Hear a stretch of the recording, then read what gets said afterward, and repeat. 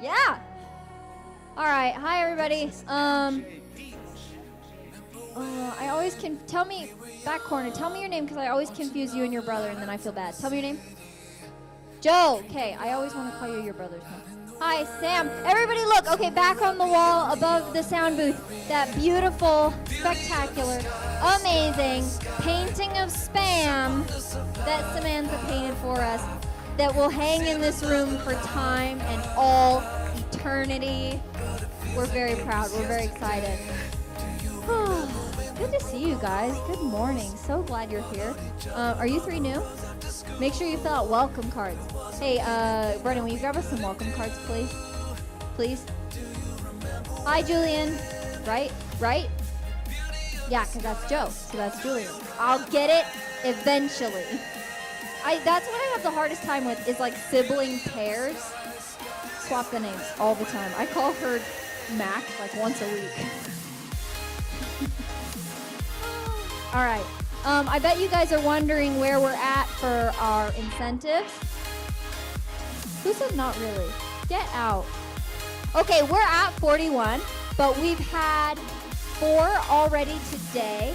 No, 3 already today. Plus these 3 right here, that's 6. Will you give these guys right here welcome cards, please? Thank you so much. No, I'm gonna remember. You're Isaac. Crap, tell me your name. Bodie. Someday we'll meet Isaac. Wonder where he is. All right, so we are just cruising along. You guys, we're working towards a pool party, and we're gonna get there. Hey, good to see you. Kendall? No, Kendall's your sister. Deja and Destiny? Who the heck is Kendall? You guys, I'm doing so bad today. What's happening? It's good because we've got so many new students. I can't keep you all straight. Okay, what's going on this week? Tonight at 6:30. Everybody say it with me. 6:30. Tonight at 6:30, here we are having our summer Sunday. We're gonna have a sort of a fireside. We're gonna have a campfire, roast some s'mores, and do a devotional. It's gonna be really, really good. I truly hope to see every single one of you there. It's gonna be awesome. We're gonna get into the Word, talk a little bit about what it means and how we can apply it to our lives. Who's gonna be there? Raise your hand. That is truly so sad. Charlie, will we see you there? Charlie? Rhett? Bodie? You guys are so rude. Ugh. All right. Well, thank you so much. I appreciate you. You're my favorite. Yeah. Charlie doesn't care. Unfazed. All right. It would be really cool to see you all there. We're going to put together a cool event for you. On July 6th, this is why you need to come. Because, what? Did you see how bad Juliet did? Every week at Summer Sundays, we are going to do a mini game, boys versus girls. We're going to do a boys versus girls mini game. We're going to keep score all summer, and at the end of the summer, we'll have the fabulous to-be-determined prize. We don't know what it is yet. We're taking suggestions. Tell us what you want. So the boys are up by 1. Wasn't done. The boys are up by 1. Gavin absolutely destroyed Juliet in the mini game last week. It was sad. Wasn't it you? It was you, wasn't it? Was it other Gavin? Other Gavin absolutely just wiped the floor with Juliet. So we are going to do that again tonight. So if you feel like you can best represent your gender, come on out. July 6th, we are having, now I'm ready for it, the Goose Chase. Register on Planning Center. So the flyer out in the cafe, on the back there's a link. Go to that and register for the event. It doesn't cost anything. We're not limiting signups. We just are going to break you into teams, and so we need to know who's going to be there so we can break up the teams. I was getting to that. So it's a photo scavenger hunt. Everybody's going to download the Goose Chase app, and there's going to be challenges and clues on there, and you have to drive around Ogden and find those things, take a picture. The first team to win with the most challenges completed, the first team to come back to the church with the most challenges completed wins. And doing really good. Doing really good. They might, some of them might be like, hey, find this statue of a horse. Some of them might be Riley is hiding somewhere in Ogden. She's in disguise. Just try and find her. Yeah, I could be anywhere. In disguise, you'll never find me. Riley's in a ghillie suit sitting next to a bush. Try to find her. So yeah, I really hope you guys come out to that. Register if you're interested, and we'll break you up into some teams. We just need to know who's able to drive. And if you don't drive, sign up anyway, and we'll put you in a car with someone. I think that's it. I don't think there's anything else we need to do.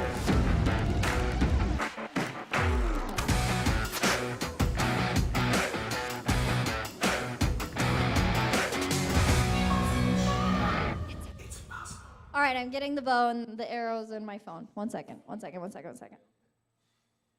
Okay, the impossible shot. One lucky participant has 3 chances to make an arrow through this target. The winner receives a $42.50 Amazon gift card. Every week it goes up $2.50. If you lose, you still get to spin the wheel for a fabulous prize that could be spam. Pick a number between 1 and 3. That would be 3. Okay, third row. If you have never done the impossible shot and you would like to try, you may fill in the third row. Nobody moves. Okay. Pick a number between 1 and 10. It's 4. Wait, haven't you done it? No, you're 5. Should we just pick a new number? Or should we go pick a new number? Pick a number between 1 and 10. It's 7. 5, 6, 7. Pick a number between 1 and 10. The answer is 3. Yeah, Deja. Who the heck is Kendall? Kendall, Oregon. Kendall was from Oregon. Weren't Deja and Destiny from Oregon? No. Jeez Louise. Okay, wait, no, come stand over here. We need to put an X on the floor. Okay, stand over here. Yeah, you're supposed to, that's why it's called impossible. Okay. Yeah, you're holding it the right way. These hook through. Yeah. Okay. Guys, this might be the day. Juliet got really close first service. Who was it?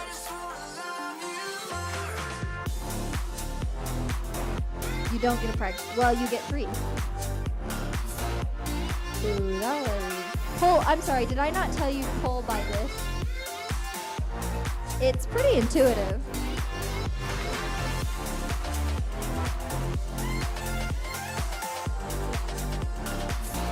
I don't think today will be the day. It's impossible.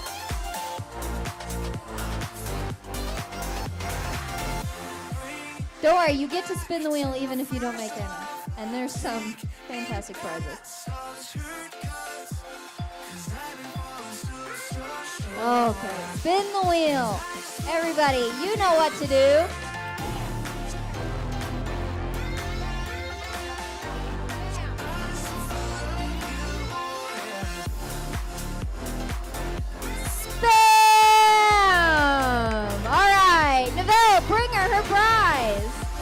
You win an expired can of Spam. Washington Heights Church does not support the consumption of expired canned products. All right, watch this announcement video.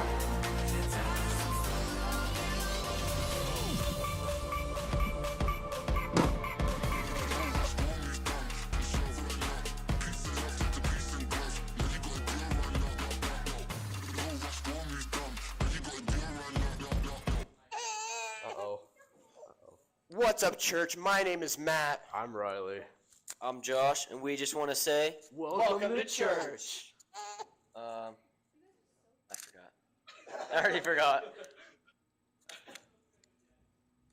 If you have any prayer requests, you can come scan the QR code and let us know what you want us to pray for you about. And if you only want Matt to know about it, just mark the box and come let us know what events you're doing. Amen. If you came this morning to Eddie the Bill. I can't remember. If you came prepared to worship God with an offering this morning, you can put it in the black box on this beautiful green wall. We support 3 kids, Ian, Saw, and Wildy. If it's your first time here, fill out a welcome card and take it to the cafe to get a free drink.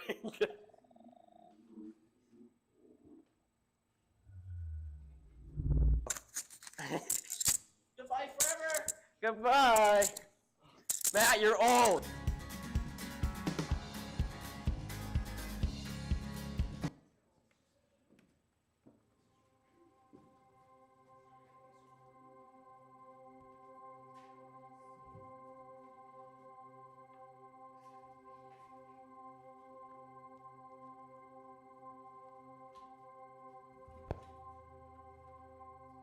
Hey everyone, let's stand up, shall we?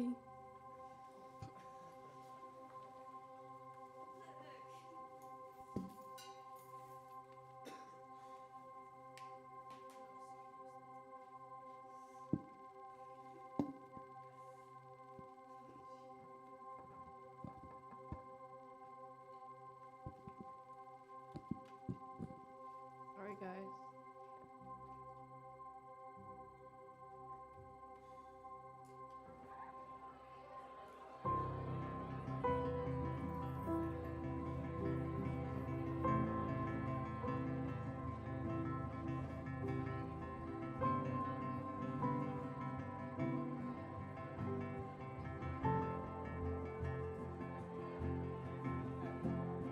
He is jealous for me. Love's like a hurricane. I am a tree bending beneath the weight of his wind and mercy.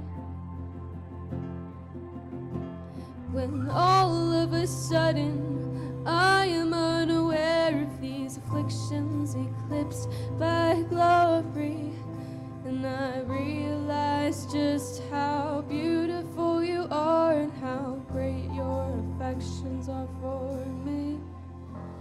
And oh, how he loves us, oh, how he loves us, how he loves us all.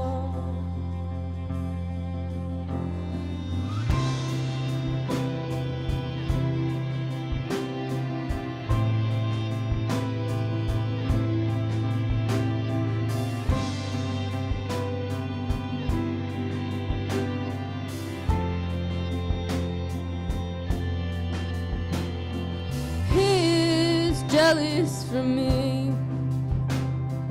Love's like a hurricane. I am a tree bending beneath the weight of his wind and mercy.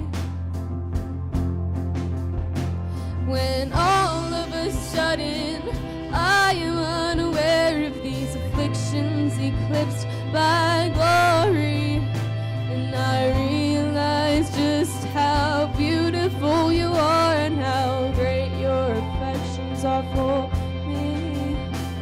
And oh, how he loves us so. Oh, how he loves us, how he loves us so.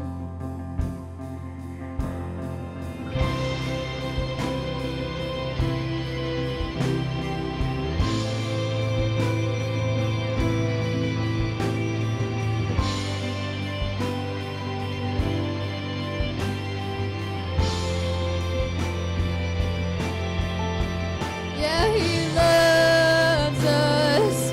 Oh, how he loves us. Oh, how he loves us. Oh, how he loves. So we are his portion, and he is our prize. Drawn to redemption by the grace in his eyes. If grace is an ocean, we're all sinking.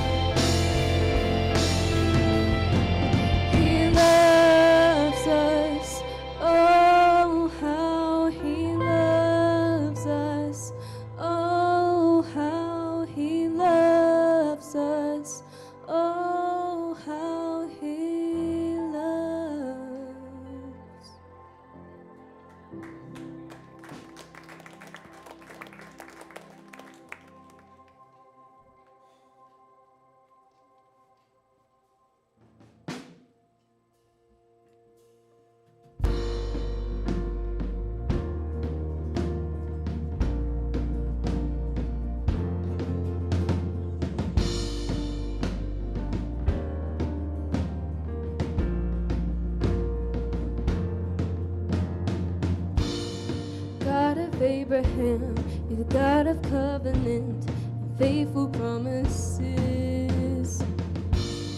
Time and time again, you have proven you do just what you said. Though the storms may come and the winds may blow, I'll remain steadfast and let my heart learn when you speak a word, it will come to pass. Great is your faithfulness to me. Great is your faithfulness to me. From the rising sun to the setting sun, I will praise your name. Great is your faithfulness to me.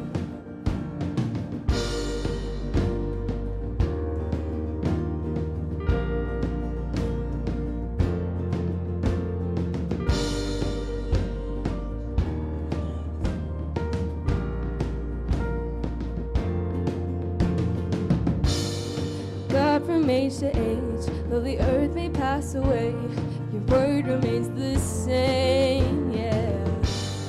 Your history can prove there's nothing you can do. You're faithful and true. Though the storms may come and the winds may blow, I will remain steadfast and let my heart learn when you speak a word, it will come to pass. Great is your faithfulness to me. Great is your faithfulness to me. From the rising sun to the setting same, I will praise your name. Great is your faithfulness to me.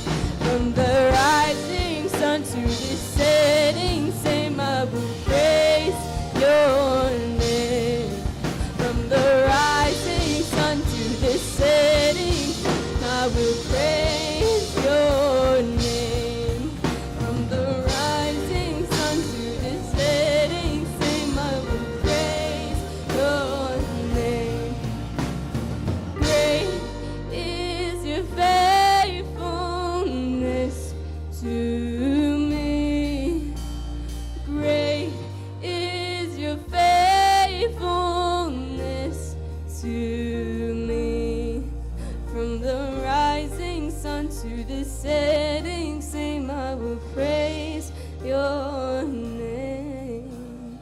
Great is your faithfulness to me.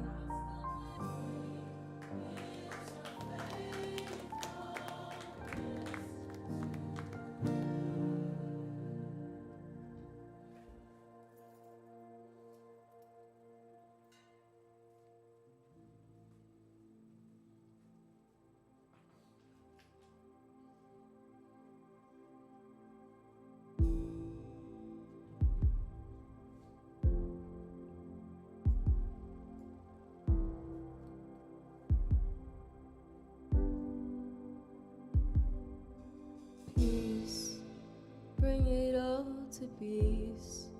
The storm surrounding me, let it break.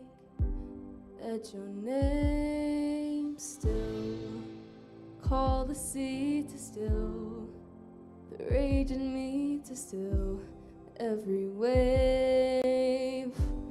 At your name, Jesus, Jesus, you make the darkness tremble. Jesus, Jesus, you silence fear. Jesus, Jesus, you make the darkness tremble. Jesus, Jesus, breathe, call these bones to live, call these lungs to sing once again. I will praise Jesus, Jesus, you make the darkness tremble. Jesus, Jesus, you silence fear. Jesus, Jesus, you make the darkness tremble. Jesus, Jesus, Jesus, Jesus, you make the darkness tremble. Jesus, Jesus, you silence fear. Jesus, Jesus, you make the darkness tremble. Jesus, Jesus, your name is a light that the shadows can't deny. Your name cannot be overcome. Your name is alive, forever lifted high. Your name cannot be overcome. Jesus, Jesus, you make the darkness tremble. Jesus, Jesus, you silence fear. Jesus, Jesus, you make the darkness tremble. Jesus, Jesus.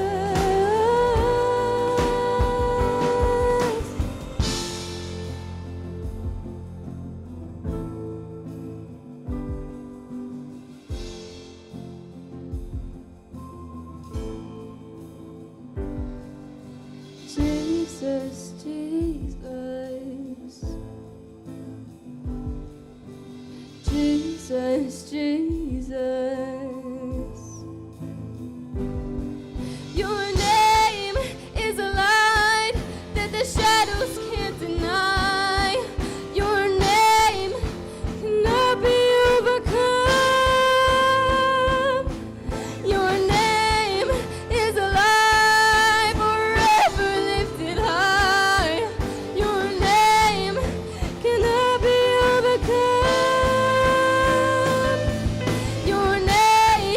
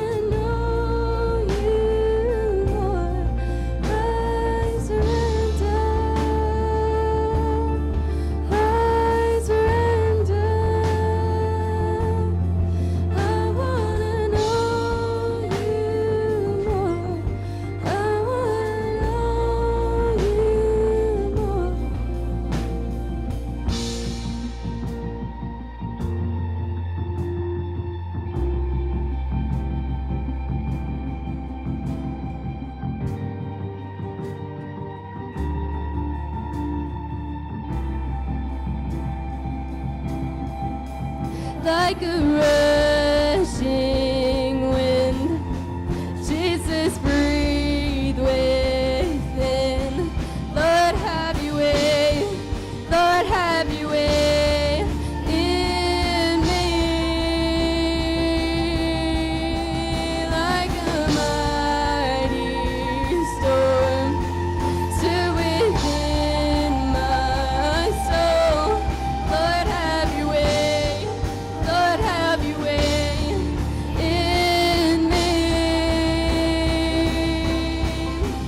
Like a rushing wind, Jesus, breathe within.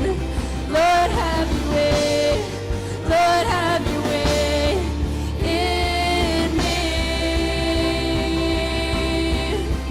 Like a mighty storm, stir within my soul. Lord, have your way. Lord, have your way in me.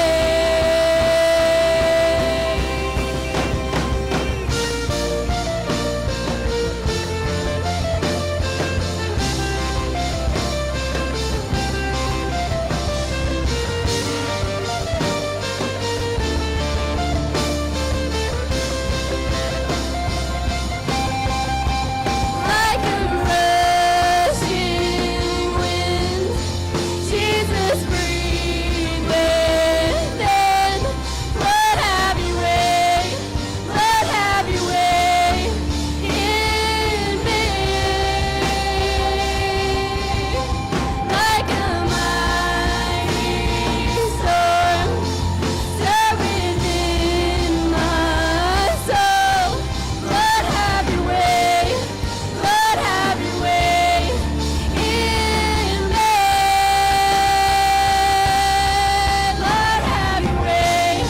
Lord, have your way in me. I surrender.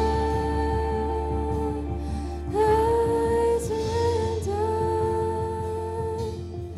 I wanna know you more. I wanna know you more. I surrender. I surrender. I wanna know you more. I wanna know you more. Dear God, thank you for bringing us here today. We're so thankful to get to know you, Lord. Open our minds and hearts to you, Lord, as we listen to this message. We love you so much, and in your name, amen.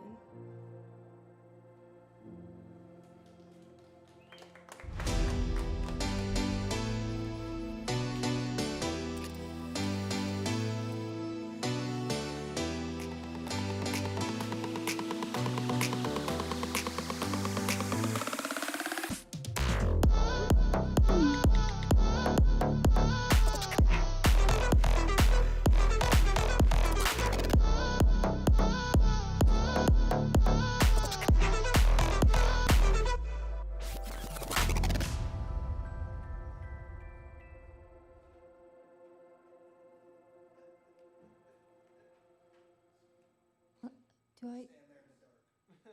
I? Who the heck does this belong to? Come on. Come on. This is the house of the Lord. Good morning. Can I please have the house lights up because I just see dark and blurry figures, and I actually really love to see all of your smiling, beautiful faces. Emma, is that yours? For shame. Oh, Grace. Grace, Rebecca. Yeah. Good morning, you guys. It's so good to see you. I'm so glad you're here. Good morning. Thank you so much. I heard you the first time. All right, I have a question. Tell me your pet peeves. What? Dumb people, old people, cracking your, did you say? Old people, dumb people, cracking your knuckles. Pet peeves, tell me. Sam, what's your pet peeve? People interrupting you. Yeah, Bodhi, what's your pet peeve? I don't know. He's just a chill guy. Oh yeah, I'm laid back. He's just a Rhett, what's your pet peeve? Teachers getting mad at you. Yeah. Penelope, what's your pet peeve? Oh, that's fair. That's you know what? That's not a pet peeve. That's understandable. The one that really bugs me to no end is when people say blah blah blah. I hate it so bad. I hate it, and they're like, yeah, and then she was, you know, blah blah blah. I hate that. I hate when people say frustrated. Not a word. Frustrated. It bugs me so bad. What else? Same difference. You don't like that? In my family, we say potato, tomato. Potato, tomato. It's funny. Caleb, what's your pet peeve? People mispronouncing things. Yeah. How about library? How do you feel about that one? Oh, you want to punch them in the face? David, what's your pet peeve? You, the one I'm making direct eye contact with.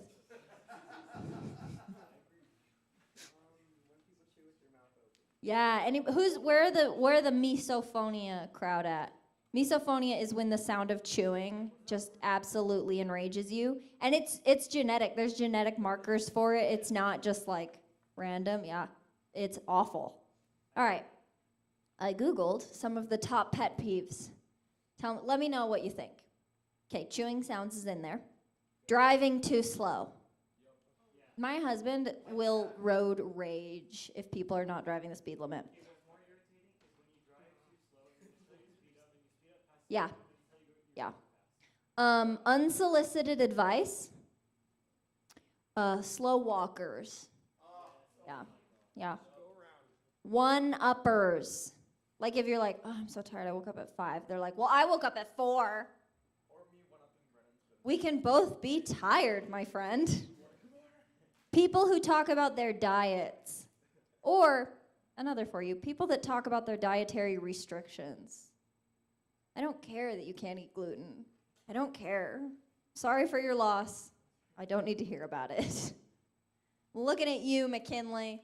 I'm going to send this to my sister. Humble braggers. How do we feel about humble braggers? It just doesn't work out. Strangers calling you honey or sweetie. Yeah. A waitress yesterday called me baby, and I wanted to die. She was like, I was like, can I get some coffee? And she was like, sure, baby. No, thank you. No, thank you, ma'am. All right, so annoying. Don't you just hate that stuff? Hate those people. How do those people that we named, how do they make you feel? How do they make you feel? Tell me, or I'll call on you. Emma, how do they make? Huh? Okay. Emma, how do those people make you feel? Come on, just pretend you weren't here. Oh, okay. Charlie, how do those people make you feel? Okay.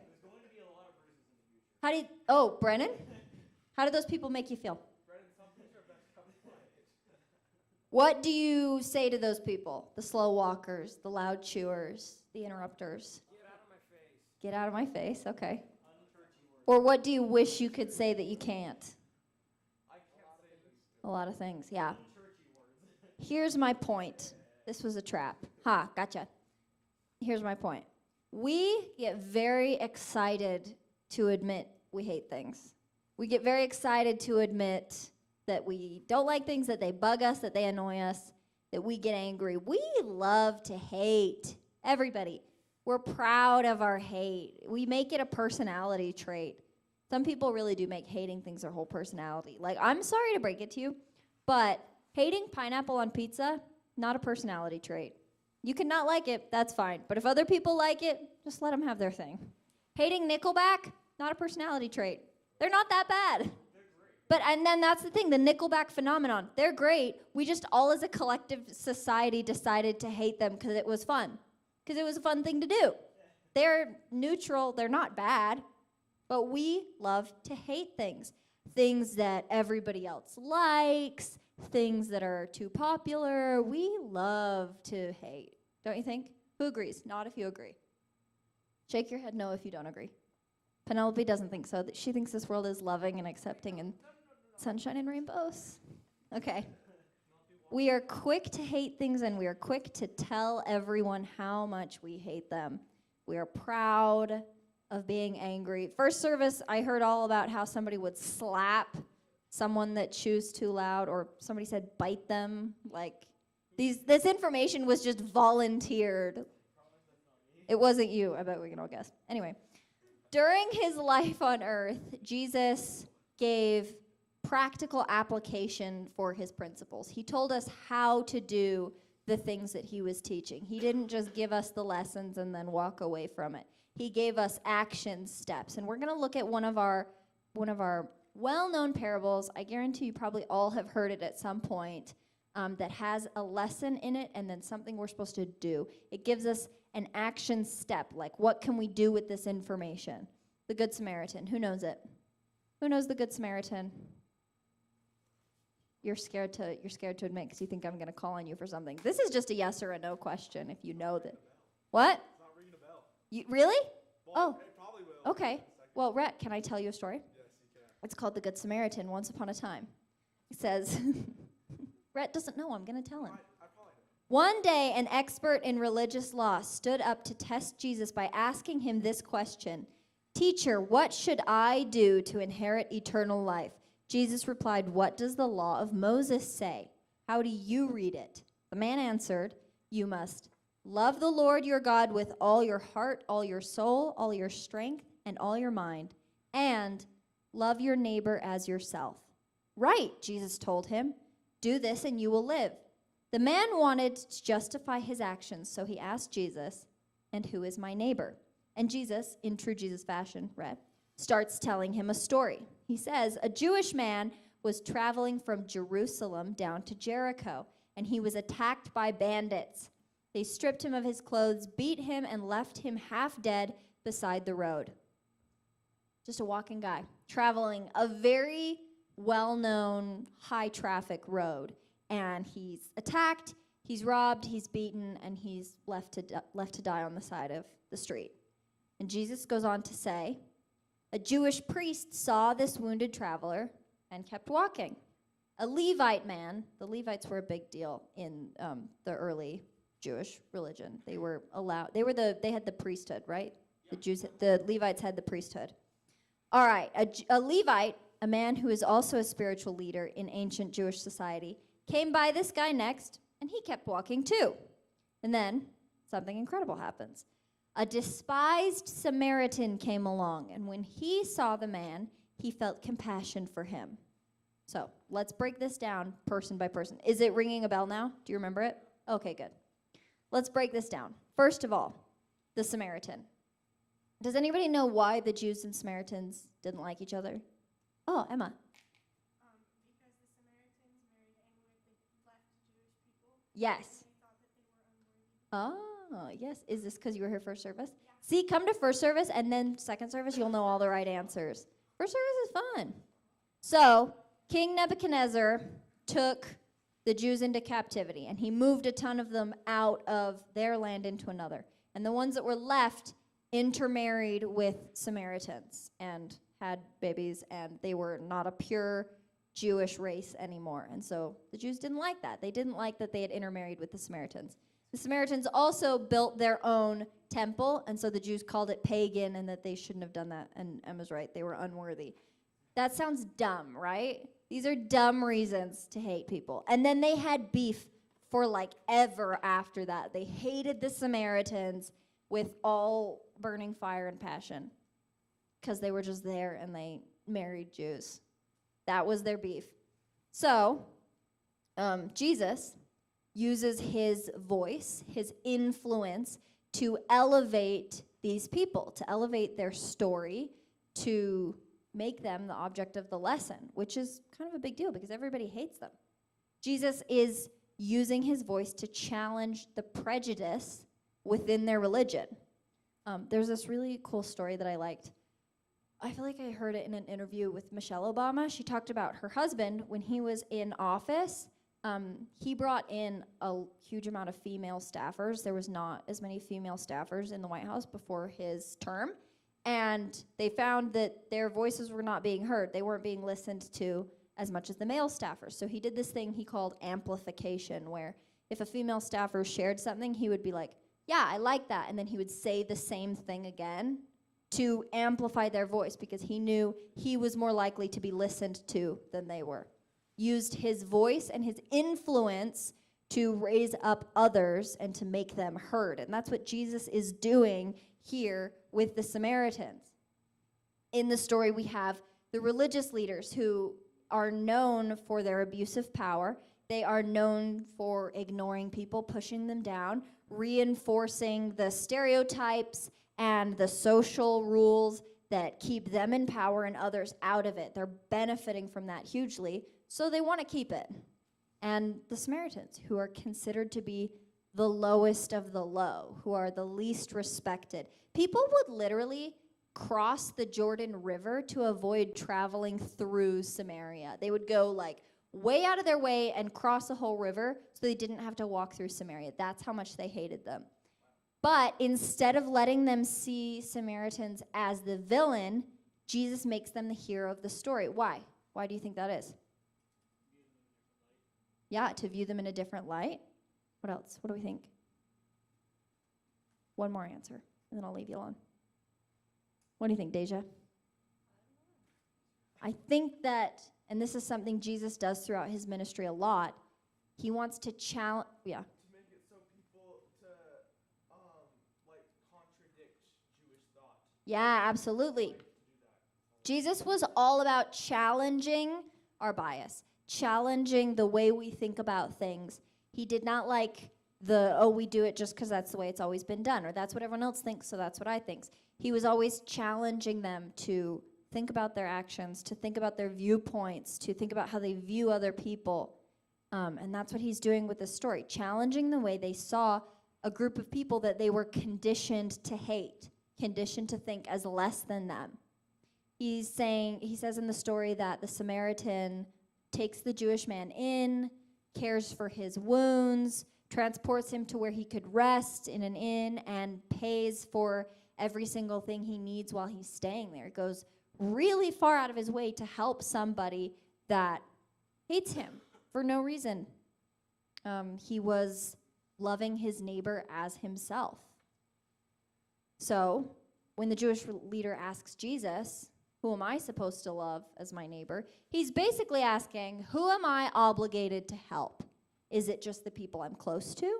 Is it just the people who are the same as I am, who I think deserve it? And Jesus says, no, we have the responsibility towards everyone. We have the responsibility to start the party simply by loving everyone as if they were our neighbor. Because a party starter uses what they have for the good of others. Does that mean you have to help every single person in the world? No. Who is your neighbor?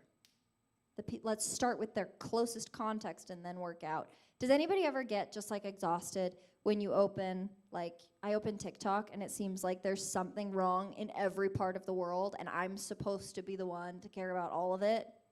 Like there's something happening, there's an oil spill here, there's an earthquake here, there's billionaires at the bottom of the ocean. Like I'm supposed to do something about it. What? Okay. Yeah, careful, you'll get called out. I'm the one that's supposed to have care for all of these people, and the compassion can kind of compassion fatigue, it can feel draining. So, who is our neighbor? How do we identify? Well, first, you can choose to do what you can. I mean, if the only connection you have between you and someone else is you saw their plight on TikTok, then do what you can about that, man. Throw up a quick prayer. But who nearby can you actually impact? We are called to love the whole world as if they were our neighbor, but we're called to do what we are positioned to do.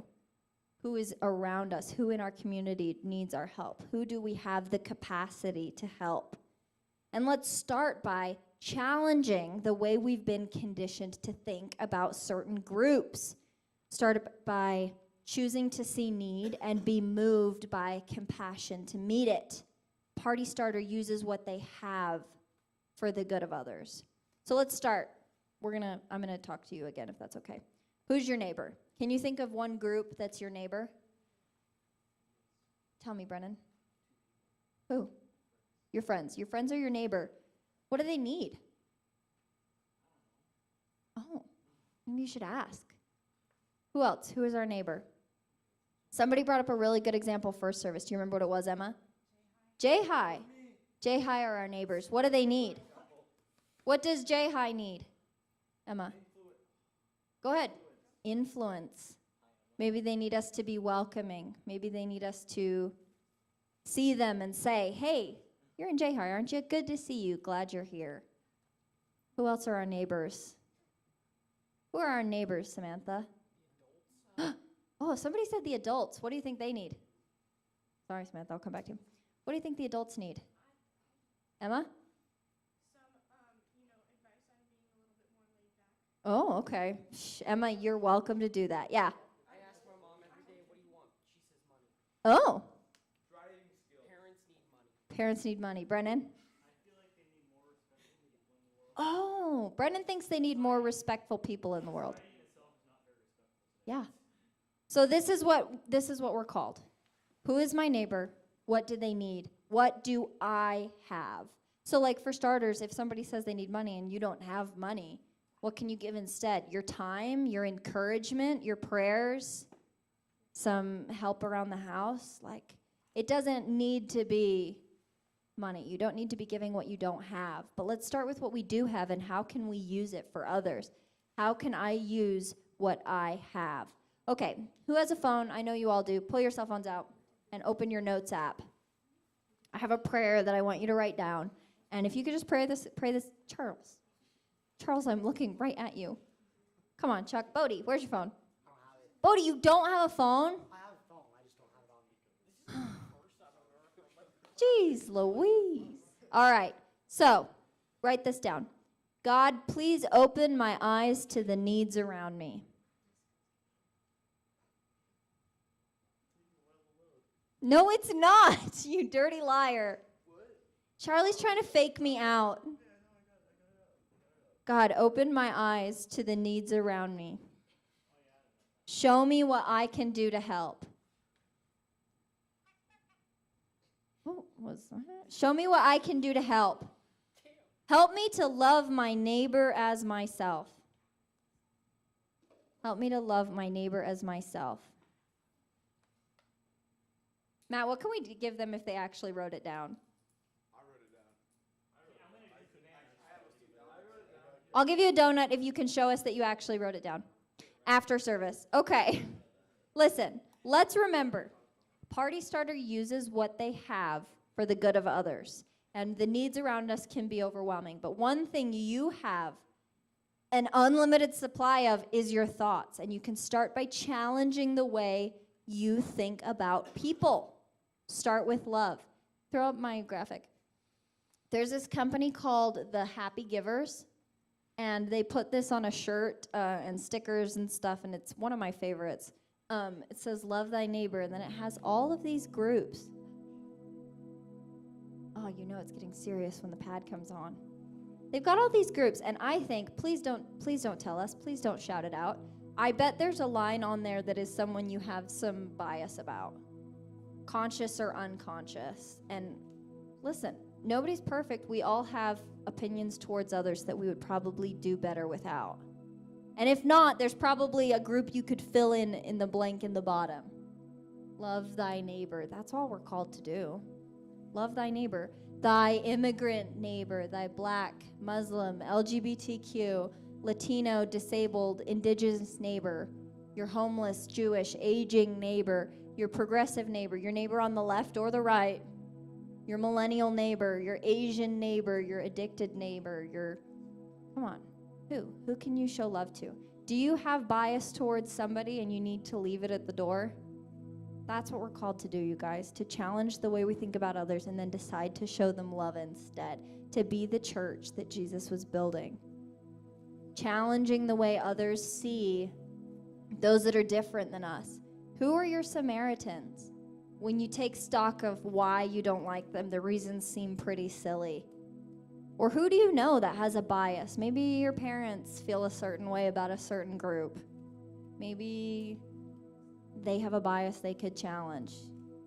Just remind them that this is what we're called to do, to love our neighbors as ourselves. I know it sounds weird, but you can be the change in your house, in your family. Does your family need to start seeing somebody differently? We can choose love for everybody, regardless of who they voted for, regardless of how they dress, regardless of how they spend their time. We can be welcoming and open, and that doesn't mean that we acknowledge that things are right if they're wrong. It just means that we show love and decide to see someone as equal to us, because they are. And I bet you fill a gap, you fill a blank somewhere that somebody feels differently about. Maybe you're a part of a group that somebody has bias towards, and you could choose to show love and be the example. All right, I'm going to pray, and then we're going to go over our announcements, and then we'll get out of here. God, thank you so much for gathering us. Thank you so much for giving us your word that shows us how to live, because we need direction. We do the wrong thing. We go the wrong way, and I pray that you would help us choose love, choose to see those around us that are in need, and help us to see how we can meet the need. Choose to share what we have. Help us to see how we are positioned to help. Pray you would help us see others as you see them, God, and just see them as your children, as chosen, as loved, as created. Change the way we see others. God, guide us with your will. Help us live more like the lives you have created for us. We love you, and we say these things in the name of your Son. Amen. Oh, just really abruptly shut off that pad. First service, in the middle of the prayer, some music started playing, and I really held it together, but then the music turned off, and the pad came back on, and it broke me. I couldn't help. I couldn't help. I just started laughing. Okay, so tonight, 6:30, it would be so cool to see you guys there. It would be really cool. I would really appreciate your presence. What? What? What's going to happen? We are going to have a campfire. We are going to do s'mores. We are going to talk about, did we decide it's going to be 1 Corinthians 3? Possibly 1 Corinthians 3. We're just going to do a couple verses, talk about what they mean and how we can integrate them into our lives. We'll play one mini game, a boy versus a girl. That I really don't know what it's going to be yet, but it's going to be fun. It's going to be a chill hang. Nothing crazy. There's no trap. There's no bait and switch. That's the whole thing. Who's making fun of me? Penelope. I can hear you. She just mocked the way I said a chill hang. Loudly. Guys, I'm just trying to be relatable. I'm old. The landing is Tuesday nights, 6:30 to 8:30 if you're dealing with hurts, habits, and hang-ups. We also do really cool small group outings with the landing. This weekend we went to a rage room. It was really cool. And Goose Chase is July 6th. That's all. Love you so much. Thanks for coming. Bye forever.